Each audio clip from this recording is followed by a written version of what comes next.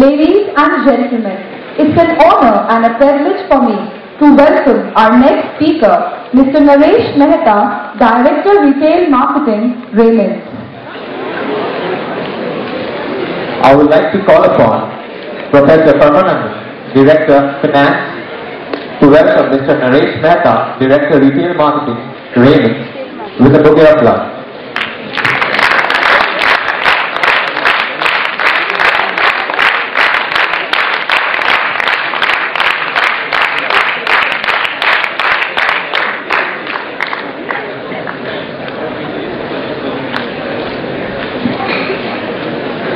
Thank you, sir.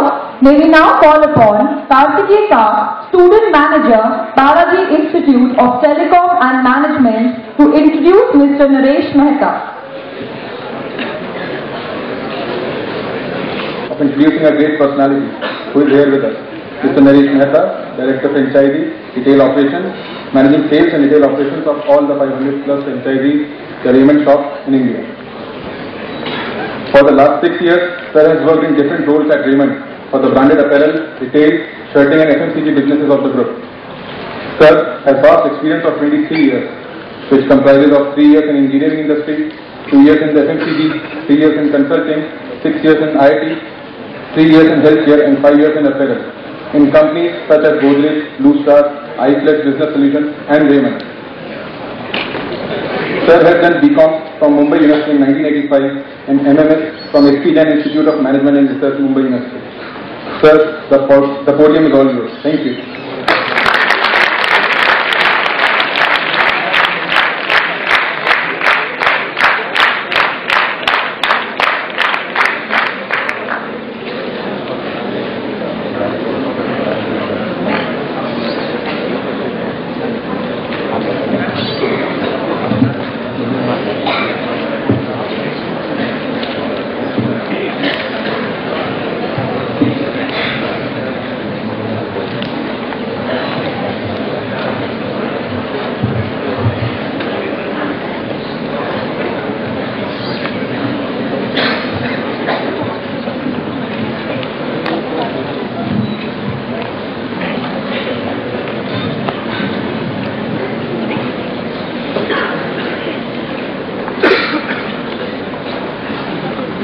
Okay, since I am meeting you all for the first time, I should be saying good morning. Good morning.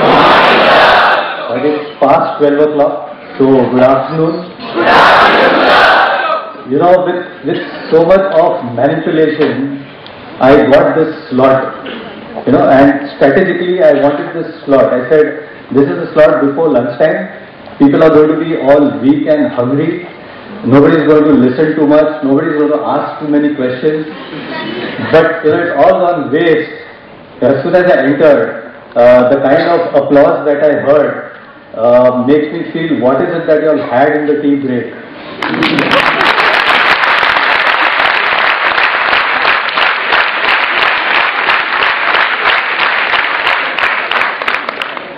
You know, whatever energy I was carrying with me after 5 days of work, today is the 6th day, was all sapped by your director and other people for the last 45 minutes in terms of why the Balaji Institutes are the best place for Raymond to come and hunt for fresh talent.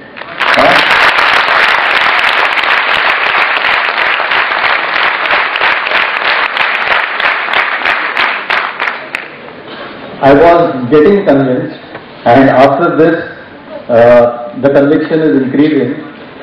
And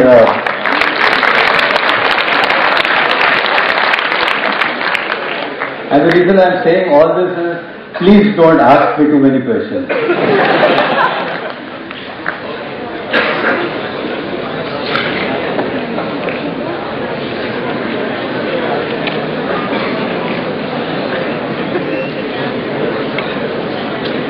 Okay, can you hear me? Yes. So while we are figuring out why something is not working, I was told that in this room here, there are people with all different kinds of specialization. Yes. So how many of you, let's say from sales and marketing? Come on.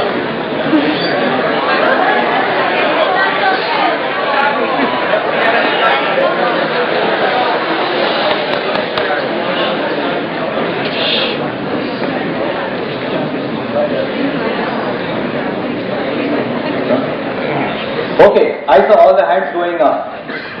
How many from HR? Okay. And there are some from operations, telecom. How many from telecom? IT.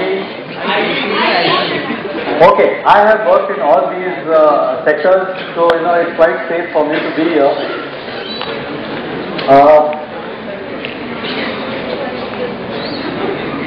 Okay. You ready? Set up. Okay, before, just as, any speaker who is called to a campus is expected to come armed with a whole lot of PPTs. So even I have got a lot of PPTs here with me, pen drive, and not to take a risk, I've got my laptop also. So if I'm not going to respond, I'm going to start playing the PPTs one after the other. What I would otherwise prefer, is to have more of an interaction, because I firmly believe that knowledge and information is available freely. Whenever you want it, you can access it. Whatever I have got in the... So what I want to do is, before we get onto that PPT mode, I want to understand that in this seminar, where the title is the role of HR in a business environment, or rather the changing role of HR. What is it that you expect to get out of this quick 30-40 minute session? I just want one or two quick expectations from you. Accordingly, I'll put on that PPT.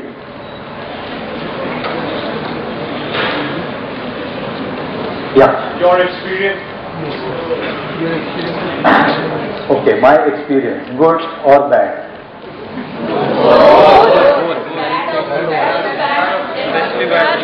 The bad. The more learning comes out of bad experiences, right? Anything else? My experience I will talk about. Yeah.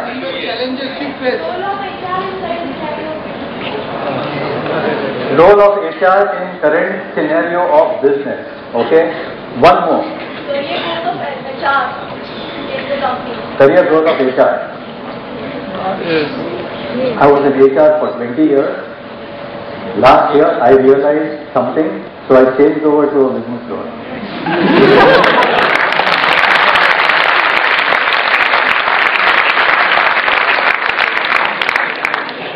Okay. The changing role of HR and the business scenario. You all are supposed to be reading a lot. You all are living on the campus, and I was told a lot of things about how there is so much of hard work, so much of stress, and so many other things going on over here. And I'm going to quickly, run through some very basic things. Like, when did the business scenario change? The way we see it today, when did it change? 1991. You can't be serious. When did the business scenario change last? 2008. The recession. India was insulated from that to a great extent. Yeah. So when will the business scenario change again?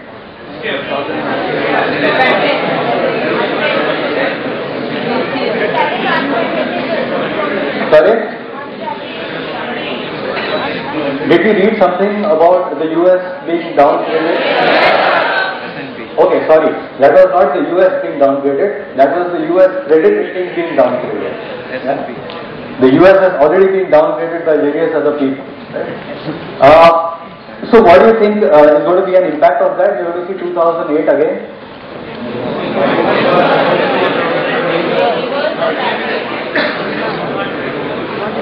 Sometime back, in every management seminar that was being held across the country, there was one theme, and it said that if you want to be a successful manager, you should learn how to deal with ambiguity.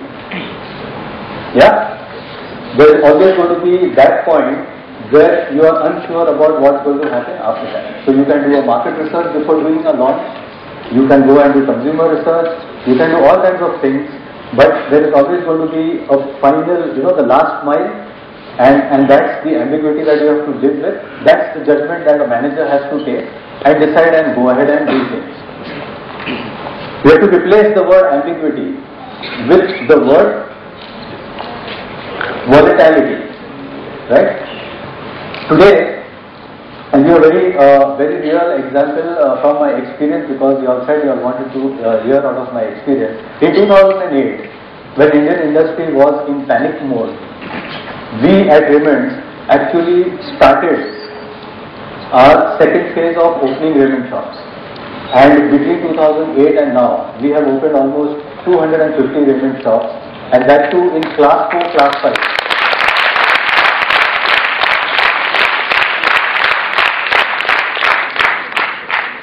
The reason was a mix of opportunity and threat, okay, and a little bit of foresight.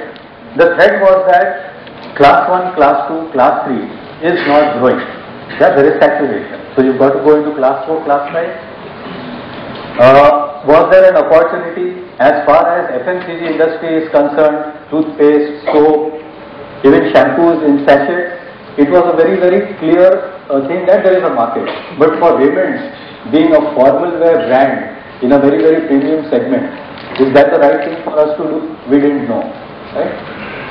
The foresight was that class 4, class 5, is based on a very census-driven definition, saying that so much population, so much purchasing power, etc., and it's a class 4, class 5. But if you really go into the country and you see a class 4, class 5 city, you will be zapped, because some of them are as advanced as we are.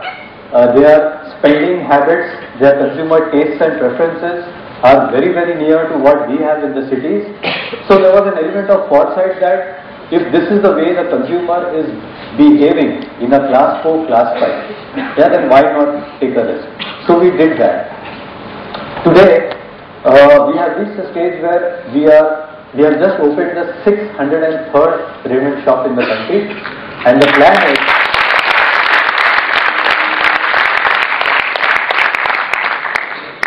plan is to reach 1,000 in the next 2.5 years. And even as I'm talking, there is a team of people who are meeting franchisees, signing a letter of intent. So even if the business environment changes, this is not going to change. Because you have to hold on to a certain strategy in a very, very steady manner. You cannot do a start, stop, because then it's a question of shaking the confidence of a whole lot of trade partners. Also built around that is a strategy of, increasing your manufacturing capacities, seeing how your outsourcing is going to grow, and somewhere within that, how your people capability is going to grow, right? So, what is the role of HR in a changing business scenario? What stumps me even now is, why do we have a topic like this? Implied in this topic is that HR is outside the business. Why do we have to specifically talk about the role of HR in a changing business environment? So is HR in business or out of business? Then why do we have a topic like this? Why do we? I've never come across a seminar which says the role of finance in a changing business environment, or the role of marketing in a changing business environment. Marketing is business. Finance is business, or rather business is finance. So why is this always only with specific reference to HR?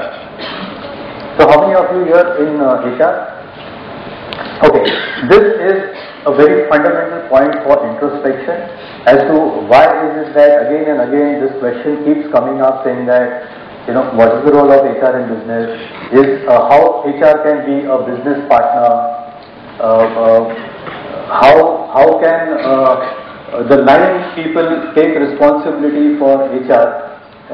So I have one PPT here which takes you through that whole process. It says that what is the role of HR? How HR can become a transformation agent? How HR can become an effective business partner? How HR can design some very good performance management modules, how HR can do good recruitment. According to me, that's a little boring kind of a PPT and I can easily leave it here for you. You all can refer to it whenever you all feel like. What I want to do instead is, try and take this issue at a very root cause. And the root cause to me is,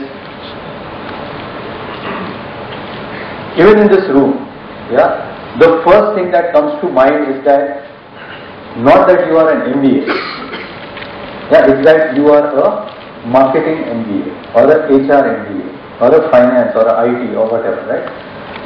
So why is that thought so predominant in your mind? The specialization, why is that such a key thought?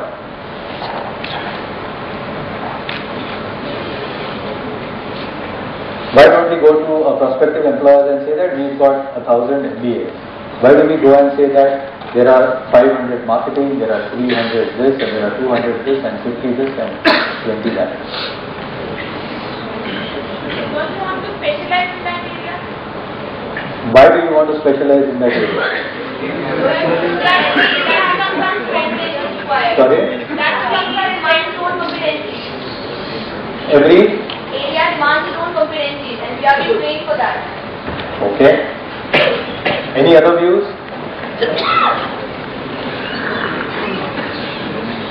Incidentally, the first management program that started in this country, IIM Ahmedabad, did not have any specialization. Until date, it doesn't have a degree, it's a diploma. Okay? So very, very reluctantly at some point, they started doing a specialization, otherwise it was just a management program, plain and simple. Okay. So one reason is that you feel that in every specialization there are specific competencies. Any other reason? In today's changing environment, business environment, it's very necessary that you should have something which is your niche and not overall, because in this environment, I'm an MBA, not MBA in some particular specialization. Maybe I won't be that good in that particular sector. So it's very important to have it. Okay, so what we have here and at all the institutes across the country is the first year which is common. So we know all the basics of all the specialization, and then we make a choice and say, I would be more comfortable specializing in one out of the 3 or 4 or 5 specialization. Okay. From the industry perspective also it is very convenient, because I have these kind of pigeonholes that are there in my organization, and it's very easy for me to see who fits into what. Otherwise it would be a difficult task, to come here and let's say recruit 15 of you, and then go back and say, okay, abhi kisko kya kaam do? It doesn't work like that, right? Let me just show you a couple of slides at this stage and then continue the discussion.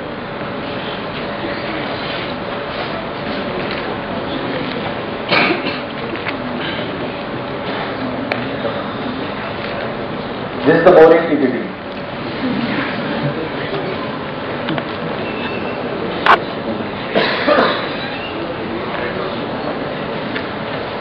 Okay, what I'm going to try and do here is, move away a little from this whole business of changing role of HR and the business environment. I'm going to talk a little about leadership, and I think it's only correct that we do that with the kind of things we've seen in the last few days, with Anna Hazare suddenly coming out of nowhere and taking the establishment, by its very pillars, and actually succeeding in achieving a kind of a minor victory. Finally, everyone in this room wants to attain a position of leadership. Is that right? Wrong? Yes. Anyone here who doesn't want to? That's quite unfortunate, because I thought some of you might say that we don't want to be leaders, we want to be our own businessmen. Nobody here wants to be an entrepreneur? Okay. So those who want to be an entrepreneur, good for them. For the rest of us, while we are working in some organization or the other, the least that we expect of ourselves is, let's at least attain a role of leadership, right?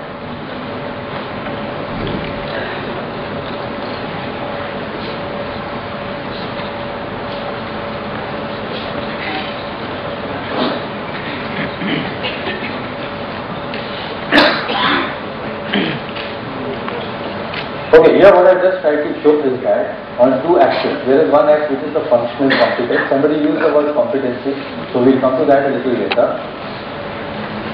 And then there is the leadership competence. And then there are the different bands of management.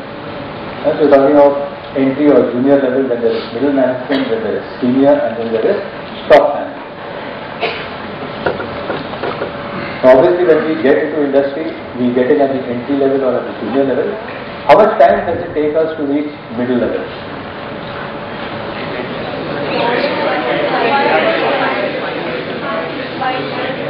5 years? 3 to 5? Okay, so it's 5 years normally for a normal person in a normal organization, 3 years for a person who is more than normal, exceptional, or if he happens to be working in an organization where HR has designed some nice accelerated career paths, right? So it's okay, you are really very good. Not 5 years, you will make it there in 3, right? So 3 to 5 years you are into middle management. After that, how long to reach the next level?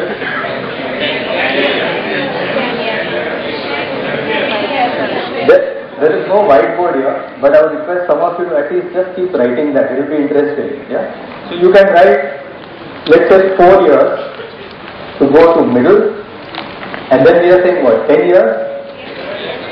7.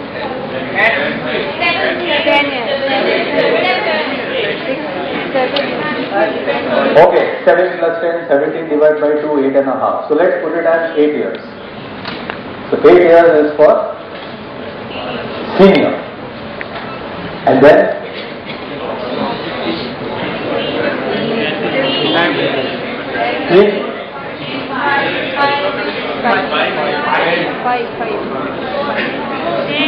average 4? Yeah. So what's the total come to? 60. What's the average age in this room?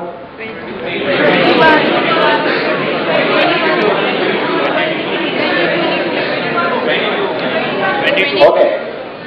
It's 22 without the girls, it's 21 with the girls.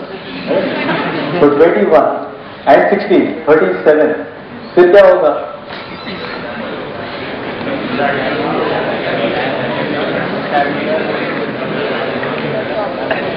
37. So you guys will not even get a chance to experience midlife crisis and all those kinds of things. Yeah? You are going to zoom from 21 to 37 and then suddenly you want to reach the top of the Himalayas and say, and Himalayas are the highest mountains in the world. So then what do you do?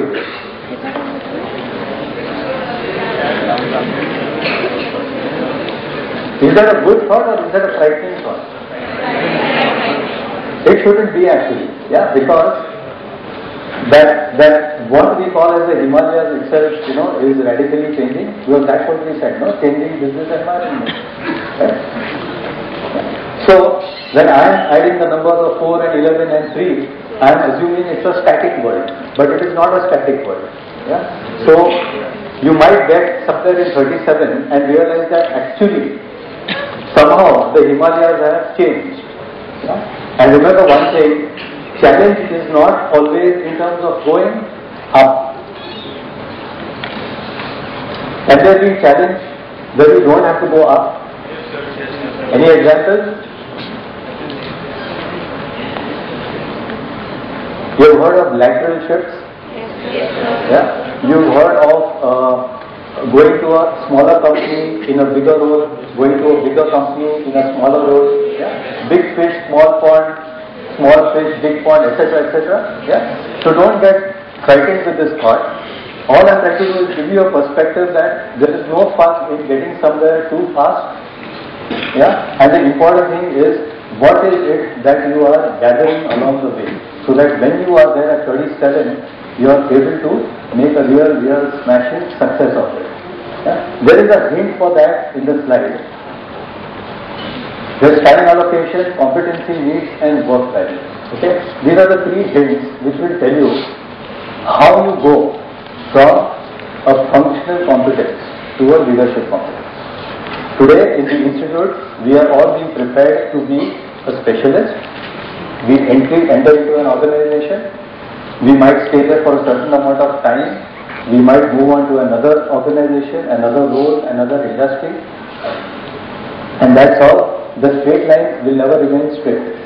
Yeah, because then there will be recessions, there will be downsizing, there will be right sizing, there will be sudden growth. Earlier, industry used to grow through evolution. Every year, you've heard of the Hindu rate of growth? What is that? Yeah, this is actually degrowth because its average inflation is about 8 or 9%, and if you are growing by 3.5, you are actually degrowing, right? So there was a time when industry, salary, and the world used to move in single digits. Yeah, today we talk about quantum growth. Today we talk of growth not in terms of sales and turnover, we talk of growth in terms of valuation, right? So which is the most valuable company in the world today? At least Apple has so many things to show for that. But in India, time to time we come across examples where there are companies which barely exist but have a very high valuation, right? So the whole game itself is changing. So when we talk about changing business environment, it is not just about the top line and the bottom line. It today gets into things like valuation. It gets into things like adding value. Yeah. So far we talk about adding value to society, adding value to employees. Yeah, a time is going to come. It's already started happening. If you've seen the Tata Steel ads on TV recently, has anyone seen it? Yes. What does it say? Does it advertise the product? No. Does it advertise the Tata name? It actually goes beyond all that and says that, this is the way we are. This is the way Tata Steel is. Right? So, as a functional person, designation marketing manager, sales manager, HR manager, finance and accounts manager, we said you will be there for about 4 years, right? And then you will move into the middle level. Your designation will change. At what point on this line, and for us this line is about 17 years, correct? 16. So in this 16 years, at what point will you change from a functional manager to a leader? After how many years on this line?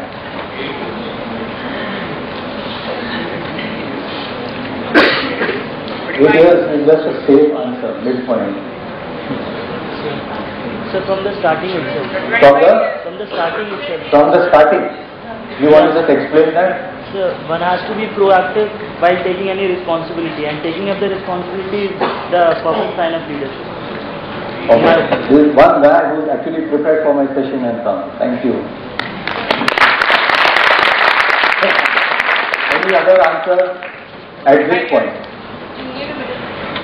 No, at what? Give me a number. This is 16 years on the line. 4 years. After 4 years you start moving from functional to leadership.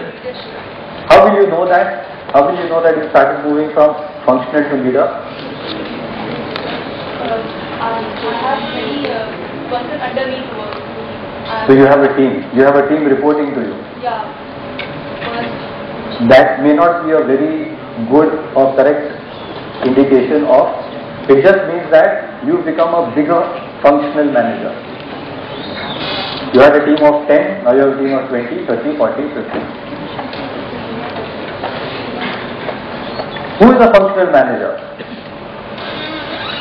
A functional manager is manager HR. What does he or she do? He comes in, he does induction, recruitment, training, coordination for various things, performance management, getting the increment letters out, counseling people, doing exit interviews, planning, not planning, but handling separation, all those things. What does a marketing manager do? Media plan, brand plan, coordination, packaging, etc., etc. What does a sales manager do? Target, actual, where it's growing, not growing, talk to dealers, sort out issues, payment, outstanding. Production manager in the factory. Quantity, quality parameters, against target, has the dispatch happened, other raw materials in, handle the workers' issues, meet the union. Correct? These are all signs of a JD of a functional manager. What are the indications of being a leader?